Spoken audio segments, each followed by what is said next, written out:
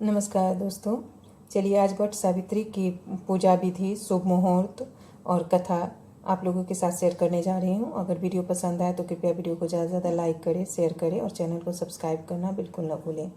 इस साल वट सावित्री व्रत 10 जून 2021 को रखा जाएगा। इस दिन महिलाएं बरगद के पेड़ की 7, 11, 21, 51 या 101 आदि अपनी श्रद्धा अनुसार परिक्रमा लगाती हैं। बरगद के पेड़ में 7 बार कच्चा सूत लपेटा जाता है। अमावस्या तिथि कब से कब तक? 9 जून को अमावस्या दोपहर 1:57 से शुरू हो जाएगा और 10 जून को शाम 4:20 तक अमावस्या रहेगी। व्रत का पारण 11 जून को किया जाएगा। वट सावित्री पूजा विधि। वट सावित्री व्रत की पूजा के लिए एक बांस की टोकरी में 7 तरह के अनाज रखे जाते हैं, जिसे कपड़े के 2 टुकड़ों से ढक दिया जाता है। एक दूसरी बांस की टोकरी में देवी सावित्री की प्रतिमा रखी जाती है। वट सावित्री पर महिलाएं जल चढ़ाकर कुमकुम और अक्षत चढ़ाती हैं। जिस सूत के धागे से वट वृक्ष को बांधकर उसके 7 चक्कर लगाए जाते हैं और चने गुड़ का प्रसाद बांटा जाता है। इसके बाद महिलाएं कथा सुनती हैं। ये वट सावित्री व्रत का क्या महत्व है? हिंदू पौराणिक कथाओं के अनुसार यह माना जाता है कि बरगद का पेड़ त्रिमूर्ति को दर्शाता है, जिसका अर्थ है भगवान विष्णु, भगवान ब्रह्मा और भगवान शिव का प्रतीक होना। इस प्रकार बरगद के पेड़ की पूजा करने से भक्तों को सौभाग्य प्राप्त होता है। इस व्रत के महत्व और महिमा का उल्लेख कई धर्म ग्रंथों और पुराणों जैसे स्कंद पुराण, भविष्योत्तर पुराण, महाभारत आदि में भी मिलता है। वट सावित्री व्रत और पूजा हिंदू विवाहित महिलाओं द्वारा की जाती है ताकि उनके पति को समृद्धि, अच्छे स्वास्थ्य और दीर्घायु की प्राप्ति हो। वट सावित्री व्रत का पालन एक विवाहित महिला द्वारा अपने पति के प्रति समर्पण और सच्चे प्यार का प्रतीक है। वट सावित्री व्रत के रीति रिवाज क्या हैं? महिलाएं सूर्योदय से पहले आंवले और तिल के साथ स्नान करती हैं और नए साफ कपड़े पहनती हैं। वे सिंदूर लगाने के साथ साथ चूड़ियां पहनती हैं, जो कि किसी महिला का विवाहित होना दर्शाता है। भक्त इस विशेष दिन पर वट के पेड़ों की जड़ों का सेवन करते हैं और अगर व्रत लगातार 3 दिनों तक है तो भी वे पानी के साथ इसका ही सेवन करते हैं। वट वृक्ष की पूजा के बाद वे पेड़ के तने के चारों ओर लाल या पीले रंग का पवित्र धागा बांधते हैं। उसके बाद महिलाएं बरगद के पेड़ को चावल, फूल और पानी चढ़ाती हैं और फिर पूजा पाठ करने के साथ पेड़ की परिक्रमा करती हैं। यदि बरगद का पेड़ मौजूद नहीं हो तो भक्त लकड़ी के आधार पर चंदन के पेस्ट या हल्दी की मदद से पेड़ का चित्र बना सकते हैं और फिर उसी तरह से पूजा पाठ करते हैं। भक्तों को वट सावित्री व्रत के दिन विशेष व्यंजन और पवित्र भोजन तैयार करने की भी जरूरत होती है और पूजा संपन्न होने के बाद परिवार के सभी सदस्यों के बीच प्रसाद वितरित किया जाता है। महिलाएं अपने घर के बुजुर्गों का आशीर्वाद लेती हैं। भक्तों को दान करना चाहिए और जरूरतमंदों को कपड़े, भोजन, धन और अन्य वस्तुओं का उपहार देना चाहिए।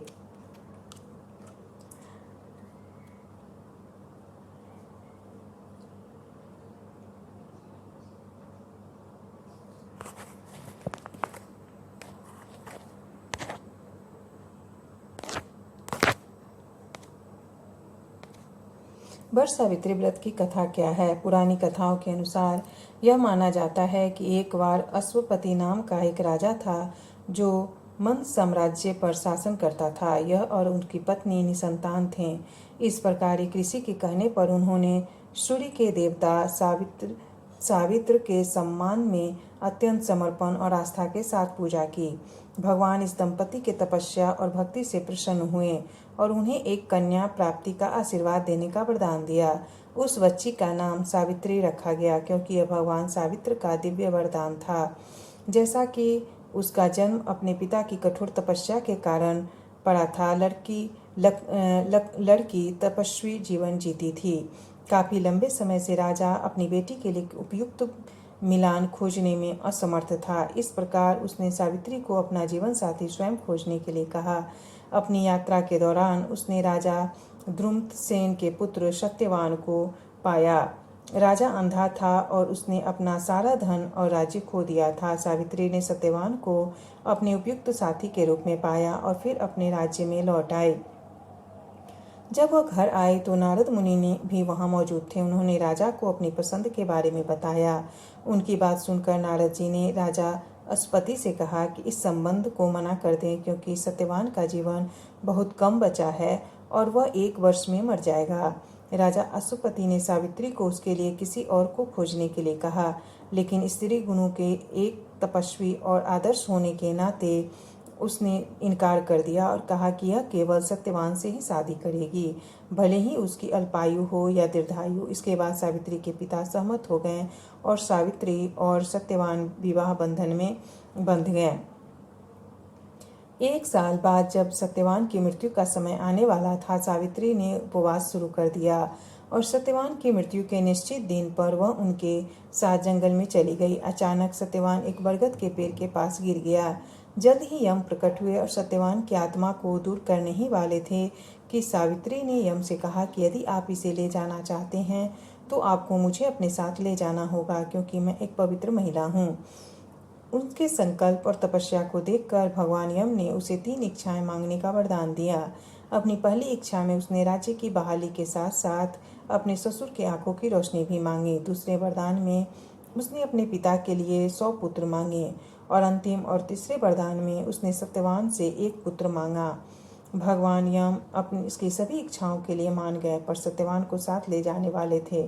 सावित्री ने उसे यह कहते हुए रोक दिया कि यदि उसके पति सत्यवान के बिना बेटा पैदा करना कैसे संभव है। भगवान यम अपने शब्दों में फंस गए थे और इस तरह उन्हें सावित्री को भक्ति और पवित्रता देकर सत्यवान के जीवन को वापस करना पड़ा। उस दिन के बाद से वट सावित्री व्रत सैकड़ों हिंदू महिलाओं, विवाहित महिलाओं द्वारा अपने पतियों की दीर्घायु के लिए मनाया जाता है।